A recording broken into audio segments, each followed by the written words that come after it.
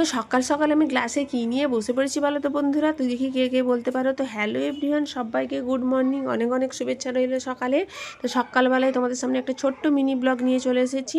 সকাল সকাল বাবা মর্নিং ওয়াক করতে গিয়েছিল, তো সবার জন্য টিফিন নিয়ে চলে এসেছে, ডাল পুরি আর ইডলি। তো ওইদিকে কালকে রাত্রে রুটিও করেছিলাম, সেই রুটিও আছে কিছু।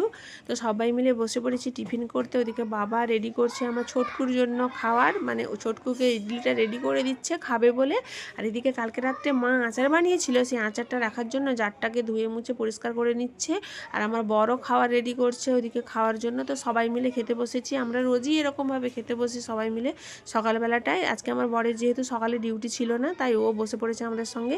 চলো এদিকে আমিও ইডলি নিয়ে বসে পড়েছি, চলো খাওয়া দাওয়া করে নিই, তারপর তোমাদের সঙ্গে দেখা হচ্ছে আবার রান্নাঘরে।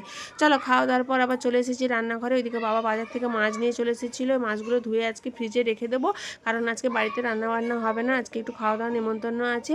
তো চলো, আমার ভিডিও যদি তোমাদেরকে ভালো লাগে সবাই লাইক কমেন্ট শেয়ার করো আর পাশে থেকো। টাটা বন্ধুরা।